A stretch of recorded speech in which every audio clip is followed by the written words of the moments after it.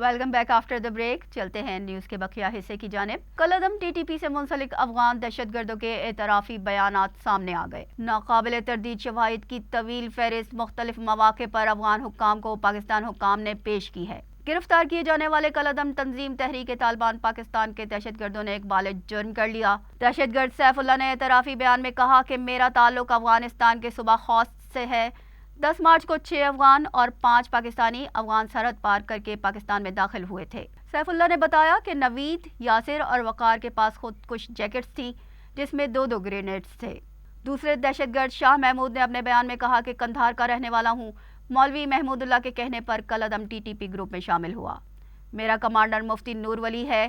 دہشت گرد گل احمد نے اپنے اعترافی بیان میں کہا کہ ہم نے کرک کے نزدیک گیس کمپنی پر حملہ کیا تھا جس میں سیکیورٹی پر مامور اہلکاروں کو شہید کر دیا اور اگلے دن افغانستان فرار ہونے کی غرض سے گئے مگر بارڈر پر گرفتار ہو گئے. خیبر پختونخوا میں سیکیورٹی فورسز کی 2 کارروائیاں. ڈیرہ اسماعیل خان کے علاقے کلاچی اور شمالی وزیرستان کے علاقے میران شاہ میں 2 دہشت گرد ہلاک. آئی ایس پی آر کی جانب سے جاری کردہ بیان میں بتایا گیا کہ ضلع ڈیرہ اسماعیل خان کے علاقے کلاچی میں انٹیلیجنس ایجنسی کی جانب سے مہیا کی گئی معلومات کی بنیاد پر آپریشن کیا گیا جہاں شدید فائرنگ کے تبادلے کے بعد دہشت گرد اکرام کو جہنم واصل کر دیا گیا. دہشت گرد متعدد دہشت گردانہ سرگرمیوں میں سرگرم تھا جس میں پولیس اسٹیشن ہتلا اور روڑی پولیس چیک پوسٹ پر حالیہ دہشت گردی کے حملے بھی شامل ہیں. جبکہ شمالی وزیرستان کے علاقے میران شاہ میں سیکیورٹی فورسز نے دہشت گردوں کے ٹھکانے کو مؤثر انداز میں نشانہ بنایا جس کے نتیجے میں ایک اور دہشت گرد کو جہنم واصل کر دیا گیا. بیان میں مزید کہا گیا کہ ہلاک دہشت گردوں سے اسلحہ اور گولہ بارود بھی برآمد ہوا ہے. نگراں وزیر برائے سائنس، انفارمیشن ٹیکنالوجی اور ٹیلی کمیونیکیشن ڈاکٹر عمر سیف نے اپنے ٹویٹر پیغام میں کہا کہ سائنس اور ٹیکنالوجی میں مزید سرمایہ کاری کرنے کی ضرورت ہے.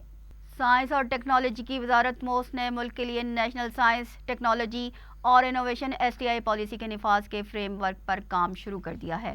انہوں نے کہا کہ ہمیں سائنس اور ٹیکنالوجی میں مزید سرمایہ کاری کرنے کی ضرورت ہے اور اس بات کو یقینی بنانا ہوگا کہ ہمارے گورننس فریم ورک ایک علمی معیشت کی حمایت کرتے ہوں. انٹر بینک میں ڈالر 1.25 روپے تک سستا ہو گیا. روپے کے مقابلے میں انٹر بینک میں ڈالر کی قیمت 1.25 روپے تک اور اوپن مارکیٹ میں 50 پیسے کم ہو گئی. ڈالر کی قیمت خرید 1.05 روپے کی کمی کے ساتھ 281.50 روپے سے کم ہو کر 280.45 روپے اور قیمت فروخت 1.25 روپے کی کمی سے 281.90 روپے سے کم ہو کر 280.65 روپے پر آ گئی. اوپن مارکیٹ میں 50 پیسے کی کمی سے ڈالر کی قیمت خرید 277.50 روپے سے کم ہو کر 277 روپے اور قیمت فروخت 280.50 روپے سے کم ہو کر 280 روپے پر آ گئی. مشرق وسطی جنگ، اسرائیلی طیاروں کے غزہ پر پے در پہ حملے، متعدد افراد جاں بحق. رات بھر ہونے والی بمباری سے عمارتیں ملبے کا ڈھیر بن گئیں. مشرق وسطی جنگ میں شدت بڑھتی جا رہی ہے. اسرائیلی طیاروں کی غزہ پر مسلسل بمباری سے متعدد افراد جاں بحق اور درجنوں زخمی ہو گئے. اسرائیلی طیارے جنگجوؤں کے حملوں کے جواب میں ساری رات غزہ پر بمباری کرتے رہے جس سے سینکڑوں عمارتیں ملبے کا ڈھیر بن گئیں. غزہ اور اس کے مسافات سے لوگ محفوظ مقام کی جانب منتقل ہو رہے ہیں تاہم ہزاروں لوگ اسکولوں میں پناہ گزین ہیں. 5 روزہ جنگ میں اب تک لاکھوں لوگ بے گھر ہو چکے ہیں. اسرائیل پر جنگجوؤں کے حملے کے بعد امریکی صدر جو بائیڈن نے ایک بار پھر فلسطین پر اسرائیلی جارحیت اور بمباری کو اسرائیل کا حق اور فرض قرار دے دیا. اقوام متحدہ نے زور دیا ہے کہ رہائشی علاقوں میں حملے سے گریز کیا جائے. امریکہ اس بات کو یقینی بنائے گا کہ اسرائیل اپنا دفاع کر سکے. امریکی صدر نے اسرائیل میں حماس کے حملوں میں 14 امریکیوں کے ہلاک ہونے کی بھی تصدیق کی ہے.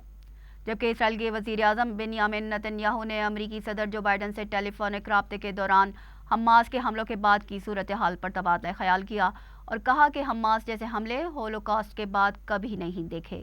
میانمار میں کیمپ پر حملے سے بچوں اور عورتوں سمیت 29 افراد ہلاک ہو گئے. چین کی سرحد پر قائم میانمار کے پناہ گزین کیمپ پر آرٹلری کے حملے میں 29 افراد مارے گئے. میانمار حکومت کے خلاف احتجاج کرنے والے اپوزیشن گروپ کا کہنا ہے کہ سیکیورٹی فورسز نے یہ حملہ کیا جبکہ حکومتی موقف ہے کہ میانمار حکومت کے مخالفین نے کیمپ کو نشانہ بنایا. حملے میں ہلاک ہونے والوں کی تدفین کے موقع پر رقت آمیز مناظر دیکھے گئے. حکومت مخالف گروہ نے اس موقع پر احتجاجی نعرے بھی لگائے. اس کے ساتھ ہی نیوز بلیٹن اپنے اختتام کو پہنچا. ہمیں دیجیے اجازت. اللہ نگہبان.